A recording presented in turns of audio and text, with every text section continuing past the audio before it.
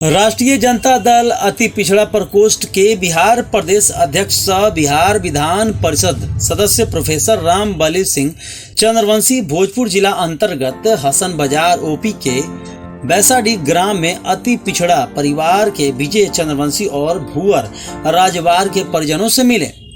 विगत दिनों पहले इनके परिवार के सदस्यों की हत्या कर दी गई थी। घटना की जानकारी मिलते ही राजद अति पिछड़ा प्रकोष्ठ के बिहार प्रदेश अध्यक्ष सह बिहार विधान परिषद सदस्य प्रोफेसर रामबली सिंह चंद्रवंशी टीम के साथ मिलने पहुंचे। उनके साथ अति पिछड़ा प्रकोष्ठ के भोजपुर जिला अध्यक्ष विनोद चंद्रवंशी भी पहुंचे। तत्पश्चात आरा परिषद नन में प्रेस वार्ता किया। प्रेस को संबोधित करते हुए विधान पार्षद प्रोफेसर रामबली सिंह चंद्रवंशी ने कहा, सूबे में लॉ एंड ऑर्डर पूरी तरीके से फेल है। आए दिन लूट, हत्या, बलात्कार हो रही है। अपराधियों पर सत्ता का संरक्षण इस कदर है कि रोज जघन्य अपराध हो रहे हैं। हसन बाजार के ओपी थाना क्षेत्र के बैसाडी ग्राम की यह घटना बेहद निंदनीय है। बिहार में डबल इंजन की सरकार और उतनी ही दोगुनी रफ्तार से क्राइम का ग्राफ बढ़ा है।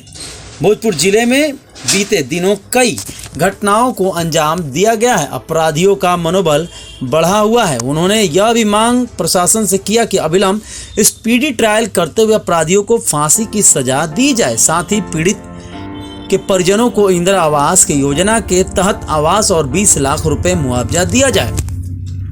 प्रेस को संबोधित करते हुए आरा सदर के पूर्व विधायक अनवर आलम ने कहा कि बैसाडी ग्राम की घटना की जितनी निंदा की जाए उतना कम है।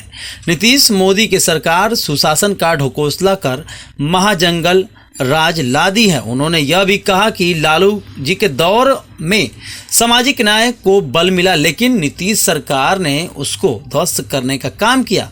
गरीबों पिछड़ों के साथ अन्याय ज़्यादा बढ़ा है। घटना घटी और ये घटना पहली घटना नहीं है। मैं लगातार लगभग 6 महीने में ये चौथा और पांचवा बार इस जिला में आ रहा हूँ। इसी हत्या के घटना में ही कभी एक बारी आया हूँ, तो कभी उधर पथार एक जगह है वहाँ भी हत्या में आया, एक बारी भी हत्या में आए। यहाँ पर आपके आरा सदर में भी वार्ड 5 में आए। आज इसके बाद ये चौथी घटना अभी हम लोग पीरो थाना के अंतर्गत आता है बैसाडी। बैसाडी एक गाँव है जहाँ गांव सामंतों के कब्जे में आज भी है और सामंत शाही का ये नमूना है कि वहाँ पर लगभग 55 वर्षीय विजय चंद्रवंशी, जिनको विजय कहार भी लोग कहते थे, विजय राम भी कहते थे लोग, तो विजय चंद्रवंशी जी की ये निर्मम हत्या कुल्हाड़ी से कर दी गई। आज के इस सभ्य समाज में अगर कानून का राज होगा, सुशासन की तो बात छोड़ दीजिए, तो कम से कम इस तरह की घटना आइए और इस तरह से किसी को हत्या कर दे।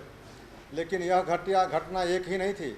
विजय चंद्रवंशी जी का एकमात्र बेटा है और गांव के सारे लोगों से मैंने जब मिला तो उन लोगों ने घटनास्थल जहां थी वहां भी दिखाया। और वह जो बेचारा विजय चंद्रवंशी इतना निरीह प्राणी और इतना गरीब है कि आज भी लगता है कि वह एकाध धूर ज़मीन में अपना मकान भी सही नहीं है और आज उसके खाने की लाले पड़ी हुई है, कोई घर नहीं है।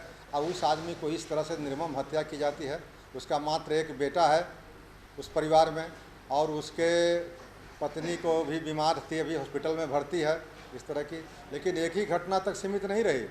उसी गांव में महादलित परिवार के, उनका नाम है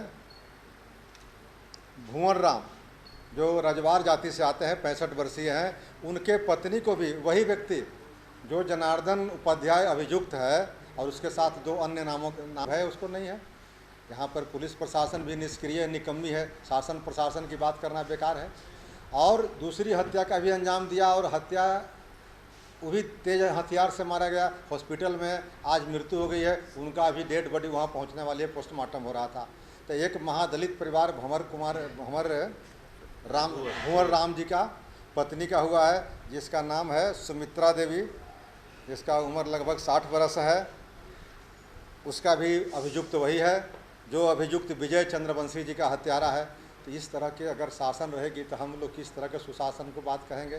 तो पिछले कई वर्षों से देखने को मिल रहा है कि यह जो सरकार है गुंडा और अपराधियों के साठगांठ से चल रही है और दलित अति पिछड़े समुदाय पर ये अत्याचार और हत्याएं लगातार आम हो गई है।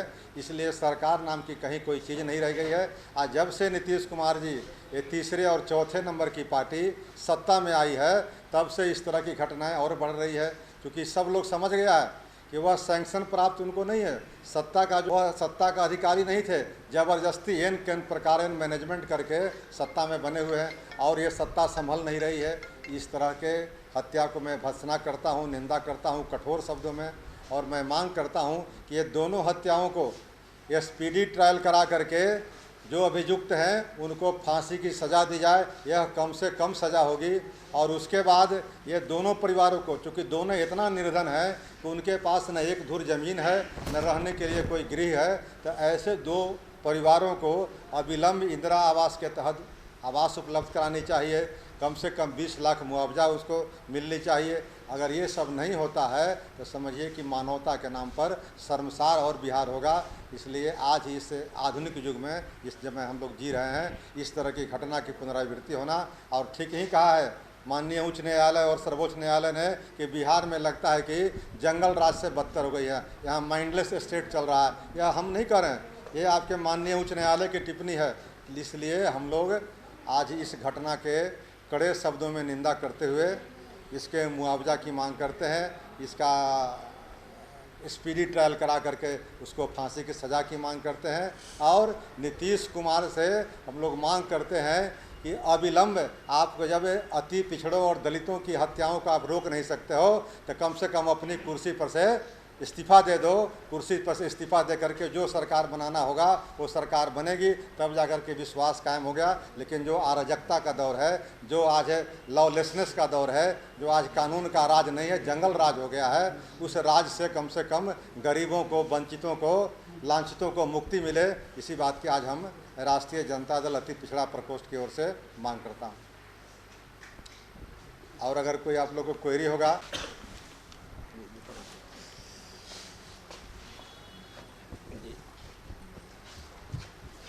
और इस घटना से मुतल्लिक कोई अगर पूछना चाहते हो, क्योंकि हम लोग सिर्फ इसी घटना के सिलसिले में आए थे, तो दूसरी बातें और बहुत सारी है बिहार की।